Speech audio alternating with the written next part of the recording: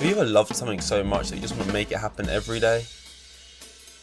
Me neither. This is a podcast a day, another pod, another film. And this one's a sports film. And it's a sports film, obviously, I don't like. And therefore, I'm recommending to you, maybe you'll find a better home with your eyes than it did in mine. Um, you could argue this isn't even a sports film. Some people would argue that this sport isn't even a sport, and I would heavily disagree. I think there is sports that can be argued aren't sports, and those kind of consist of like darts or golf or archery. And putting Formula One into that same category deeply upsets my ears and the drums within them. I'm not even into Letterboxd yet, so let's get right in here. Because by the end of this, we're going to have to think of a review to give this film that I watched. And did I finish it? I think I did. But on the fact I have to think about that isn't a great start. I haven't even mentioned what the film is yet. But that film is... I want this to actually log in quickly because I actually don't know if this is the title of it. But I believe it's called Rush. The one with the Marvel boys. Actually, I don't think they actually ever meet in Marvel because he shows up in Civil War where Thor is not there. Well, no, yes, Thor's not there, and then he's again in what's it called? The shit TV show that was a waste of time. Falcon and Winter Soldier, and obviously Thor, he ain't in that either because why would he be? Let me switch in on that. There we go. I think it's Rush, starring Chris Hemsworth as one of the drivers. I don't know old drivers. I kind of just started watching. I exposed myself. I was about to say I started watching Drive to Survive. Started watching Formula One within the last. I think the first season I watched was 2020, halfway through 2020.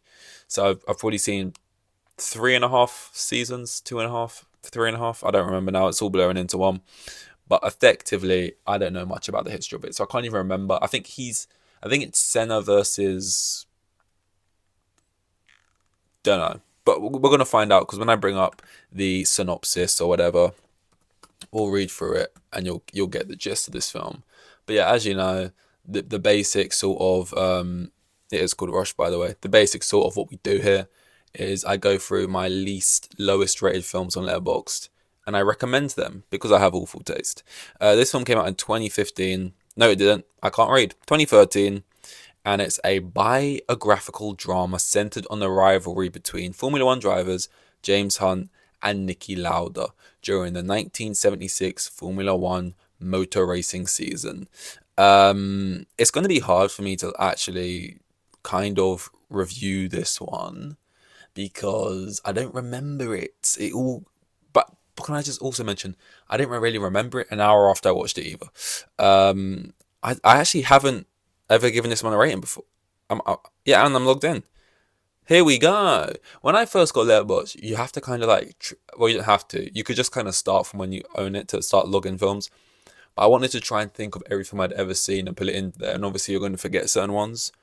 Rush apparently never did. Half a star. There we go. At the bottom. Here's my recommendation. And when I say I've got awful taste, if you don't know, some other films that I have ranked this low: Lord of the Rings, Avatar, the second Lord of the Rings, the third Lord of the Rings. So that's what I mean. I typically have taste that people vomit at here, and so therefore it makes more sense for me to recommend films I don't like than films I do like. This was directed by Ron Howard. Let's check out some of his other shit. So let's see if he's consistently just in my hate pile. He did Solo, a Star Wars story, which I actually thought was palatable. Didn't hate it. Have I seen any of these other films? I don't think I have. Wow. He's done a lot, though. I mean, I recognize the name as soon as I read it, Ron Howard. He's done The Grinch with Jim Carrey. Jim Carrey's Grinch. I've seen that. I mean, I recognize some of these titles. I recognize Apollo 13. I recognize A Beautiful Mind. The Da Vinci Code. 13 Lives. That was recently. Hillbilly Elegy. I think I actually have seen that. The Heart of the Sea. I don't think I recognize any others. I recognize this poster, The Dilemma, with Kevin James and that guy who I can't remember the name of. Is there any other films here, though, that I know? No, I'm going to say no. But this film is the one we're talking about today, which is Rush. And I feel like it has a fairly decent, Or this is another great thing about Letterboxd actually. It's because my sort of theory is that I should recommend films that I hate as recommendations. Um, because in my mind I have bad taste in it. It's always what's great about it is that you can see the average star rating other people have given it, which sort of backs up this theory of mine that's starting to slowly become fact. Because this on average has an almost 4-star rating from most people. So most people think this is pretty good. Let's look through some of other people's reviews that aren't just meme reviews. Like I hope Daniel Broad is having a great day. This one says you don't need to be a Formula One fan or even be aware of what actually is going on in the sport to truly appreciate this film, because what it depicts in its 2-hour runtime isn't something that's exclusive to that particular arena. This story is about how our rivals sometimes bring out the best in us by challenging our strengths and limitations. One of the finest sports dramas to come out in recent years. Sorry, I had to start there because this person's crazy. Rush is a high-octane and full-throttled ride that delivers the fiery goods in just the right doses with its vibrant pace, kinetic action, arresting music, what does that even mean? And excellent performances from its leads. Based on true events, this story is an ingenious recreation of 1976's Formula One season. And you're still going. I can click. No. Sorry, I just scrolled twice with my fingers there to see the end of it. Let's just read the final sort of bit. Like, what are you doing? I guess you're gunning to be, maybe you are already a critic. Maybe a critic, or maybe you're gunning to be one, and that's why you're taking this really seriously. Because this is directly under someone else's star rating, which is I hope Daniel Ball's having a great day, 5-star. This guy gave it a 4 stars, writing even more. And the review directly under it says, I watched this to understand the Formula One fandom on Tumblr. So you can see we've got varying sort of review styles in one here. Rush's brilliantly crafted sports drama that treats its subject matter. Did Ron Howard write this? I'm starting to think Ron Howard wrote this, actually. This is propaganda. No, I don't believe it. Half a star. Half a star. I just remember watching it thinking, and again, I think so far all of the reviews I've given have been some kind of like lame pun. I think the one well, not really pun, I don't know what you'd call it, but the one I gave for what was it? What was it called? What was it called? What was it called? What was it called? What was it called? What was it called? Rogue One. I was like, oh, Rogue One, more like a Rogue One or something crap like that, because I didn't like it. Obviously, that's the whole idea. And then the other film I did was Pixar's Soul, and I said this film has a lot of soul but no balls. So it's always something dumb to do with the name, and I hate to go down that same sort of avenue again, but it is just there and it is just true. The film's called Rush, and my God, it's a rush. It's just like jumping from here to there. Now, what surprised me is that this is apparently is telling the story of the 1976 Formula One motor racing season, which I think is slightly misleading, because from what I remember, we're not just telling the story from this one season. I feel like we jump around a lot, and it's back and forth, and they're just trying to rush like us through this season and all of the stuff they show prior to this season. Because from when I remember watching it, I just remember thinking, like, which the main thought I remember having from this film is like it's so rushed. And that, honestly, I think I found my review. You've heard of Rush. If you're learning a new language, there's something called tense, past, present tense, and you got to learn that too, and it makes it long. I think I'm actually exactly today or tomorrow on 365 days of my streak on Duolingo. I mean, I've done a year.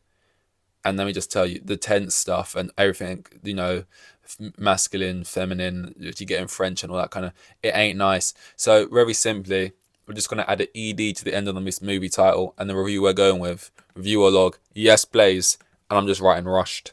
Should we go capital? Yeah, we'll go capital R, why not? Rushed. Logs today, 26th of February. And that's my review. Very simple. We like to keep it simple around here. I mean, you could argue this whole thing counts as the review, so I don't need to do what that guy was doing and put my life story into it, put my blood and tears into it. But yeah, man, I think let me tell you right now, the character Chris Hemsworth's playing is the English guy, I believe. He's sort of, the ladies love him, and he's confident and a little cocky. And Daniel Bruhl's playing a bit more of the quiet guy, brainiac. How can I outsmart and sort of make the best machine in order to win races? and they just play it exactly how you'd imagine they'd play it. I don't know, because I didn't watch F1. This was 1976, right? This was going on. I don't know what either of these people were really like. In my mind, if these actual racing drivers are actually like this, then they were literally real life caricatures, because the way that both of them play him is just so like, I'm the charming one, and he's like, I'm the little brainiac, and little like sort of Sherlock Holmes isms kind of it. And I don't know, man. There's not much more I could say about the film than that. I watched it. I was underwhelmed. I was after getting into Formula One. I haven't seen Ferrari, which is like the newest sort of racing kind of film. I'm looking forward though to the one with Brad Pitt and Damson Idris, because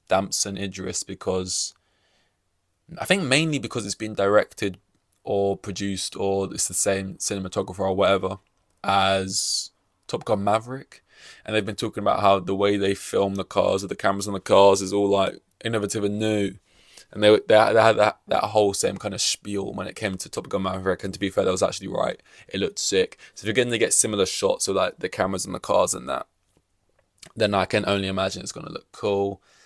Brad Pitt's a good actor, so that you got that to go with. Um, and this film kind of, it's the classic biopic. 9 out of 10 biopics, they just are like this. They're just mid. They're just mid, but like they're telling an interesting story, and that's why they get by on never being slewed.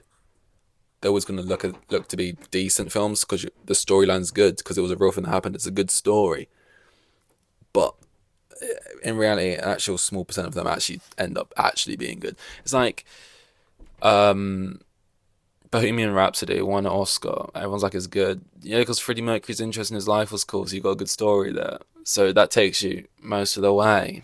But this is the same. Sure, it's a good rivalry. Sure, it's a good story, but they do nothing on top of what was already the real story to make it any better. Harsh, but true. That's why we just shortened it down to Rushed instead for the review. Don't know what film I should do next. I'll obviously figure that out. Jesus Christ. On the poster, they must have enhanced Chris Hemsworth's eyes, so they look dangerous. But yeah, I'll think about that. So give me time. Give me time. Let me cook.